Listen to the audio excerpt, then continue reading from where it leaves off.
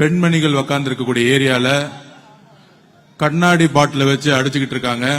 யாருக்காவது முதல் உதவி தேவைப்பட்டால் மேடைக்கு பின்னால் ஆம்புலன்ஸ் நிறுத்தப்பட்டிருக்கிறது, அதை பயன்படுத்திக் கொள்ள வேண்டும் என்று கேட்டுக் கொள்கிறேன். யாரும் பயப்படாதீங்க, யாரும் பயப்படாதீங்க, பயந்து ஓடுறதுக்கு ஒன்றும்.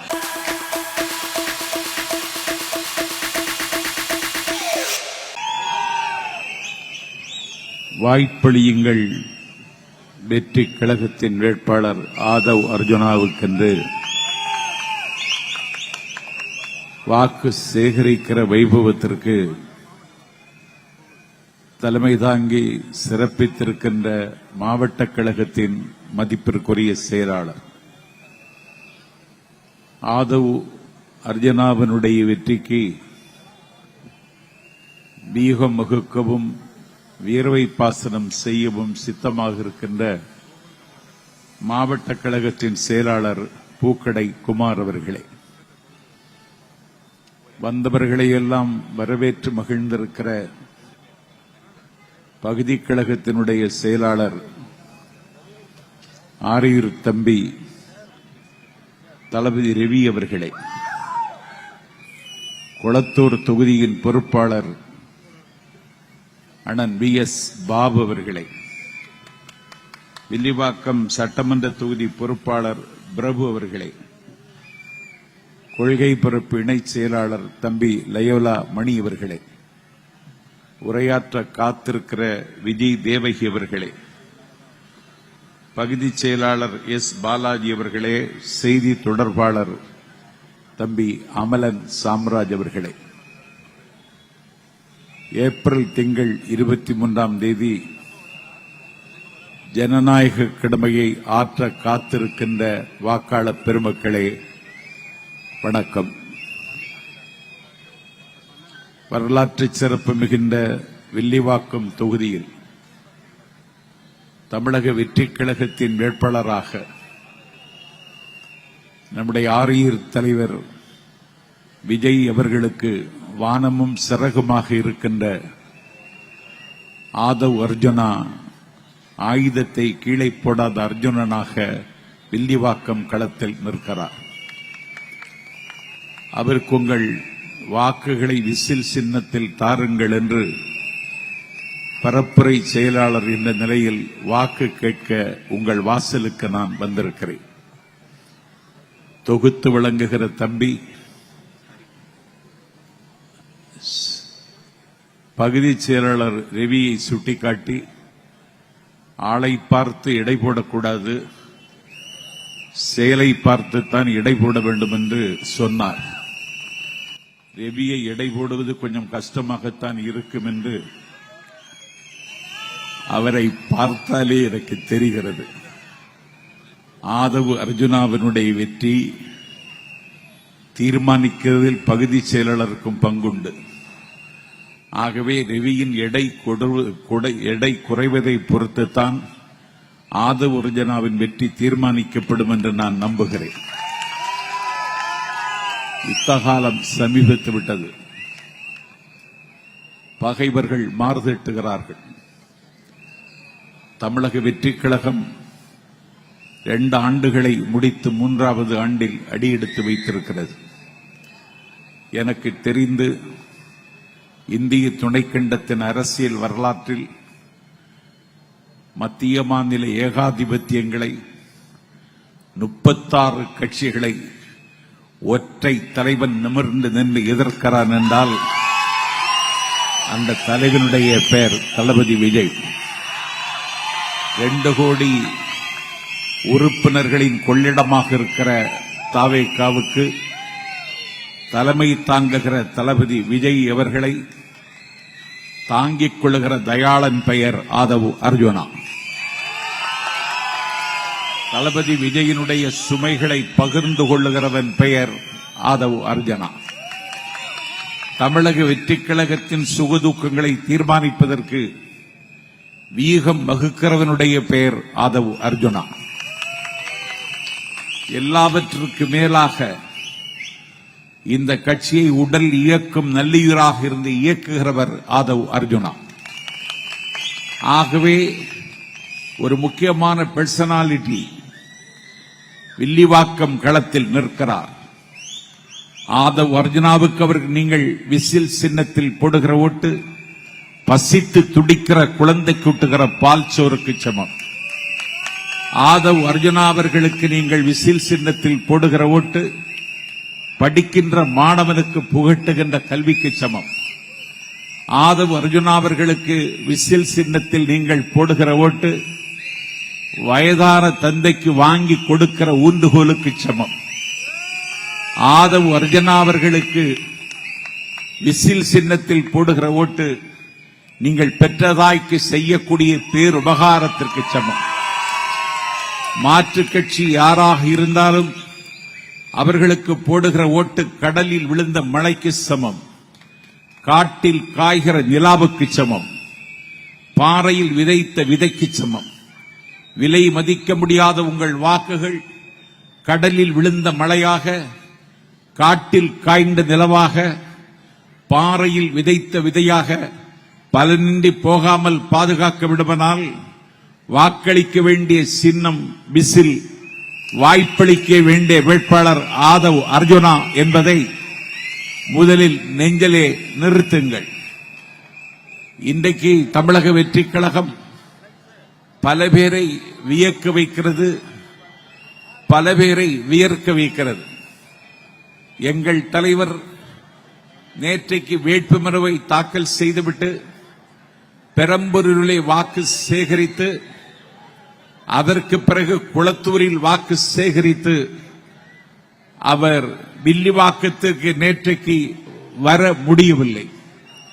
அலை அலையாய் அணி அணியாய் ஆர்த்து வந்த அந்த வாலிபர்களின் சேனையை தாண்டி எங்கள் தலைவர் நேற்றைக்கு ஆதவ் அர்ஜுனாவுக்கு வாக்கு சேகரிக்க வில்லிவாக்கத்திற்கு வர முடியவில்லை.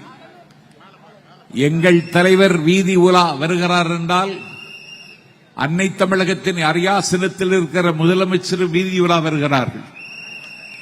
ஆனால் எங்கள் தலைவர் வீதி உலா வந்தால் வடபுலத்தில் இருக்கிற இந்தியா டுடே என்டிவி கூட தேசிய அளவில் எங்கள் தலைவருக்கு ஒரு வெளிச்சத்தை தருகிறது. உங்களுக்கு உள்ளூரில் கூட செல்வாக்கில்லாதவர்கள் நீங்கள். தமிழக வெற்றிக் கழகத்தின் வேட்பாளராக ஆதவ் அர்ஜுனா நிற்கிறார் என்றால்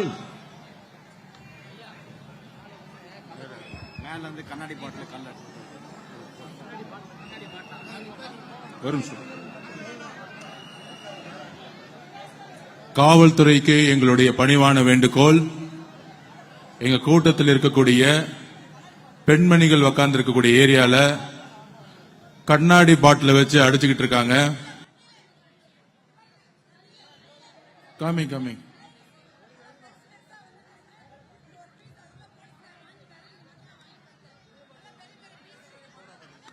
சோடா பாட்டில் கண்ணாடி பாட்டில வச்சு அடிச்சுக்கிட்டு இருக்காங்க. தூள் பாட்டில உடைச்சு தூள் அடிச்சு ஒரு பெண்மணியோட ஷோல்டர்ல அடிச்சிருக்காங்க. திமுகவுடைய இந்த சதி திட்டத்திற்கு நாங்கள் குரல் கொடுப்போம். காவல்துறை இதை கடுமையாக இப்பொழுதே கண்டிக்கணும். இல்ல இதே இடத்துல நாங்க உட்காருவோம், கிளம்ப மாட்டோம். இன்னும் அராஜகம் நடந்துகிட்டு இருக்கு. கண்ணாடி பாட்டில் விட்டு அடிக்கிறதா ஜனநாயகமா? திரு மு க ஸ்டாலின் சார், நிப்பாட்டுங்க, எல்லாத்தையும் நிப்பாட்டுங்க. இப்பயே எவ்வளவுதான் அடிப்பீங்க நீங்க? நாங்க பொறுமையா இருந்துகிட்டு இருக்கோம். திருப்பி அடிச்சா தாங்க மாட்டீங்க சொல்லிட்டேன் நானு. திருப்பி அடிச்சா தாங்க மாட்டீங்க. நாங்க பொறுமையா இருந்துகிட்டு இருக்கோம்.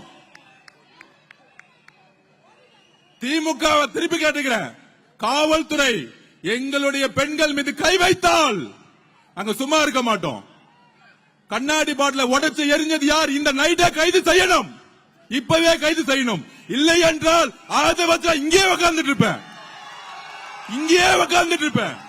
எங்களுக்கு நியாயம் கிடைக்கல, இங்கே உட்காருவோம். எவ்வளவு பொறுமையா இருக்கிறது? கரூர்ல ஆரம்பிச்சீங்க, எங்க போனாலும் மிரட்டல்கள். இன்னைக்கு கண்ணாடி பாட்டில வச்சு எங்களுடைய பெண்கள் மேல அடிக்கிறீங்க. இதற்கு பதில் சொல்லவில்லை என்றால், இதுக்கு தீர்வில்லை என்றால் நாங்கள் கைது செய்தாலும் நாங்க இங்கதான் உட்கார போறோம். இப்ப நம்ம உட்காருவோம், இங்கே உட்காருவோம்.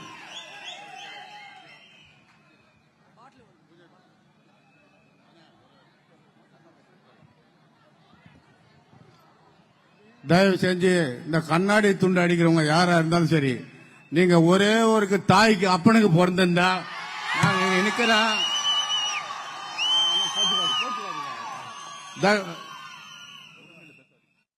தயவு செஞ்சு சொல்றேன், மரியாதையா சொல்றேன், அன்பா சொல்றேன். நீங்க ஆம்பளைங்களா இருந்தா எவனா இருந்தாலும் சரி, நீங்க ஆம்பளைங்களா இருந்தா நாங்க வந்துடுறோம், ரோடுக்கு வரோம். நீ எவனா இருந்தாலும் சரி, நீங்க ரோடுக்கு வாங்க, நான் பாத்துக்கிறேன்.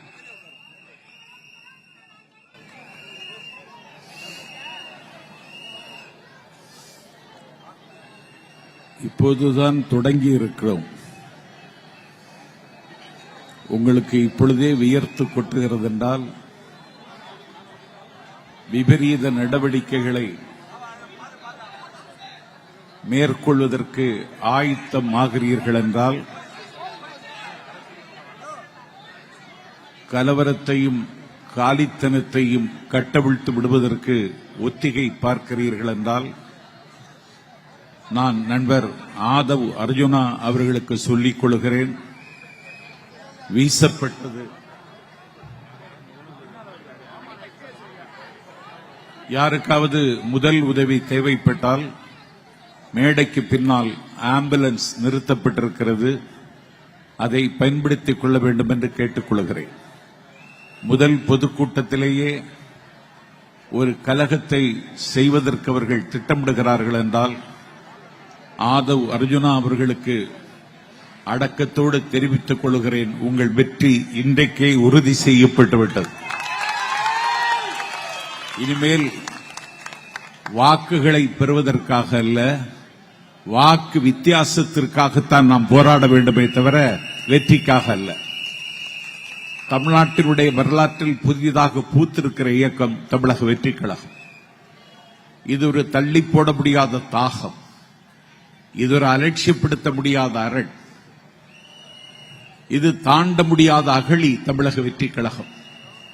சீன பெருமதில் போல் தமிழர்களுடைய மானம் காக்குகிற மான பெருமதில் திராவிட முன்னேற்றக் கழகம், அண்ணா திராவிட முன்னேற்றக் கழகம் தவிர்த்து மூன்றாவது ஒரு சக்தி தமிழ்நாட்டில் முகிழ்காதா முளைக்காதா என்று காத்திருந்தவர்களின் கனவுக்கு சிறகுகள் தயாரிப்பதற்கு 300 கோடி ரூபாய் வருமானத்தை உதறிவிட்டு எங்கள் தலைவன் களத்துக்கு வந்திருக்கிறார். அந்த தலைவனை கவசமாக இருந்து காத்திரட்சிக்கிற கடமையை செய்யக்கூடிய ஆதவ் அர்ஜுனாவை எங்கள் தலைவர் வில்லிவாக்கத்தில் களத்தில் நிறுத்தியிருக்கிறார். ஆதவ் அர்ஜுனா அரசியல் அறிவு நிரம்ப பெற்றவர், பொலிட்டிக்கல் சயின்ஸில் பட்டம் பெற்றவர். 10 ஆண்டு காலம் திராவிட முன்னேற்ற கழகத்திற்கு அன்றைக்கு தேர்தல் வீகமுகித்த ஐபேக்கு பின்துணாக இருந்தவர் மதிப்பிற்குரிய நண்பர் ஆதவ் அர்ஜுனா. அரசியலுடைய அடியும் முடியும், அரசியலுடைய மண்ணும் விண்ணும் பார்த்தவர் ஆதவ் அர்ஜுனா. உங்களை நம்பி ஆதவ் அர்ஜுனாவை களத்தில் நிறுத்தி இருக்கிறார் தளபதி விஜய். அவரை காயப்படுத்தாதீர்கள் என்று கேட்கிறேன். 1949 திராவிட முன்னேற்றக் கழகத்தை அறிஞர் அண்ணா தொடங்கினார். அந்த கட்சி 1967 18 ஆண்டு காலத்தில் ஆட்சிக்கு வந்தது. 1972 மக்கள் திலகம் எம்ஜிஆர் அண்ணா திராவிட முன்னேற்றக் கழகத்தை தொடங்கினார். அந்த கட்சி அதிகாரத்திற்கு வருவதற்கு 5 ஆண்டாலும் தேவைப்பட்டது மக்கள் திலகத்திற்கு.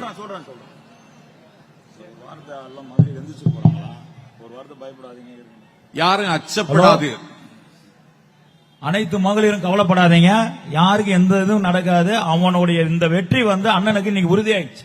நம்ம மேல அடிச்சது இன்னைக்கு இந்த வெற்றி விழாவா கொண்டாட போறோம்.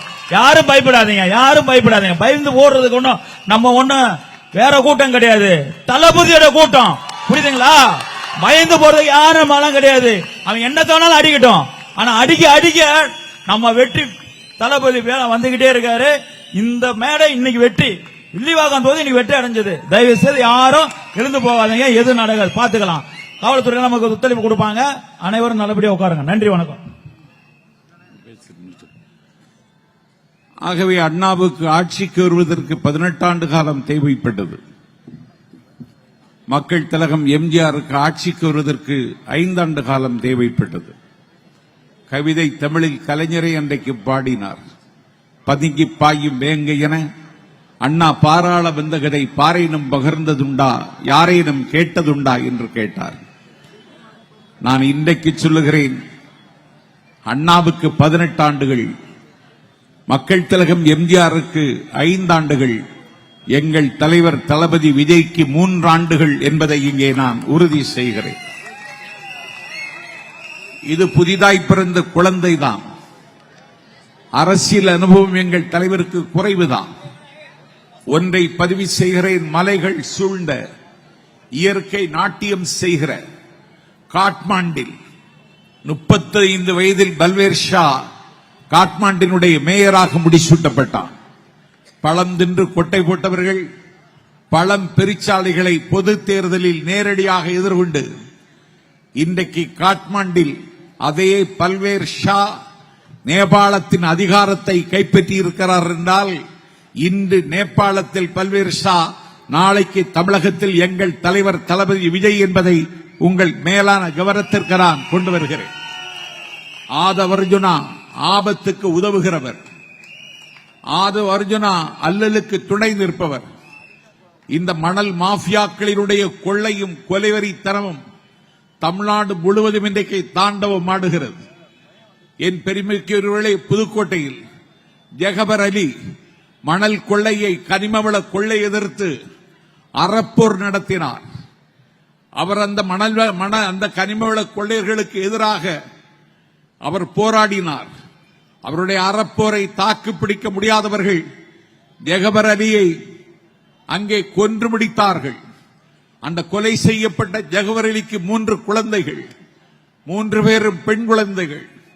செய்தி அறிந்து அரசு உதவுவதற்கு முன்னாலே ஆதவ அர்ஜுனா அந்த இடத்தில் போய் நின்றார். அந்த 3 குழந்தைகளினுடைய பெயரிலும் 5 லட்சத்தை முதலீடு செய்தார் ஒவ்வொரு குழந்தைக்கும். இன்றைக்கு ஆனந்த விகடன் விருது வழங்குகிற விழாவில் ஆதவ அர்ஜுனாவை கூப்பிட்டு கோடி வாசகர்களின் கொள்ளிடமாக திகழ்கிற ஆனந்த விகடன் எங்கள் ஆதவ அர்ஜுனாவை தமிழ்நாட்டுக்கு இன்றைக்கு அடையாளம் காட்டியிருக்கிறது. இப்படிப்பட்ட நல்ல மனிதர்கள் இருக்கிற பாசறை தமிழக வெற்றி கழகம்.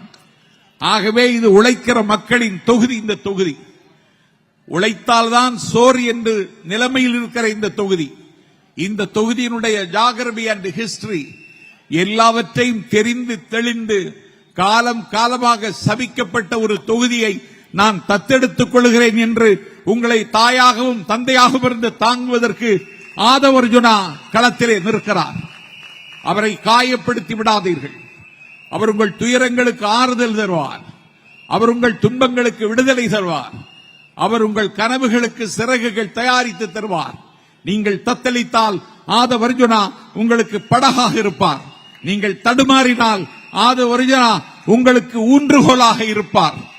ஆதவ அர்ஜுனா உங்கள் இரும்பை பொன்னாக்குகிற மந்திரக்கோலாக இருப்பார்.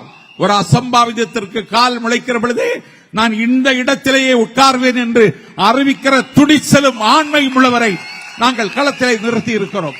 அன்னை முளைப்பால் வீரம் இன்னும் குறையவில்லை. அண்ணா மூட்டிய அனல் இன்னும் அணையவில்லை. ஈரோட்டு வெடிமருந்து இன்னும் தீரவில்லை. விஜய் சகாக்களின் வைராக்கியத்திற்கு ஒன்றும் பஞ்சம் ஏற்படவில்லை. எந்த பகை எந்த வடிவத்தில் வந்தாலும் அதை எதிர்கொள்கிறோம் என்றால் எங்களுக்கு பின்னால் ஆதவ அர்ஜுனா இருக்கிறார் என்பதை தொகுதி வாழ் வாக்காளர் பெருமக்களே நம்புங்கள். அவர்களுக்கு உங்கள் மேலான வாக்குகளை விசில் சின்னத்தில் வாக்களியுங்கள். கானப்பறவையின் கலகல என்னும் ஓசையை விட, ஆரவாரம் செய்யக்கூடிய கடல் அலையின் ஓசையை விட, ஆலய மணியின் ஓசையை விட, எங்கள் தாய்மார்கள் தயிர் கடையில் பொழுது வருகிற மத்து ஓசையை விட, ஏரோட்டு முழவன் ஏரோட்ட பாட்டு பாடுகிற பொழுது வருகிற ஓசையை விட விசிலின் ஓசை சக்தி வாய்ந்தது என்பதை இந்த யுத்த காலத்திலே நீங்கள் நிரூபியுங்கள். ஆதவ அர்ஜுனா அவர்களை கோட்டைக்கு அனுப்புங்கள். அவர் உங்களை தூக்கி சுமப்பார், உங்கள் சுகதுக்கங்களை தீர்மானிப்பார் என்று சொல்லி யாரும் அச்சப்பட வேண்டாம். உங்களை அச்சத்திலிருந்து மீட்பதற்கு ஆதவ அர்ஜுனா இருக்கிறார். ஒரே ஒரு செய்தியை சொல்கிறேன். மகாபாரத குருஷேத்திர யுத்தத்தில் அதிகாரத்தை கையில் வைத்து துச்சாதனன் கண்ணன் தலைமாட்டில் வந்து உட்கார்ந்திருந்தான். யுத்தத்திற்கு நீ தேதி குறித்து விட்டாய் கண்ணா, எனக்கு என்ன தருவாய் என்று கேட்டான். பகவான் கண்ணன் கேட்டான், உனக்கு என்ன வேண்டும் என்று. உன்னுடைய உலைக்களத்தில் இருக்கிற ஆயுதங்கள் அனைத்தும் எனக்கு வேண்டும் என்று கேட்டான். தந்தேன் என்றான் கண்ணன்.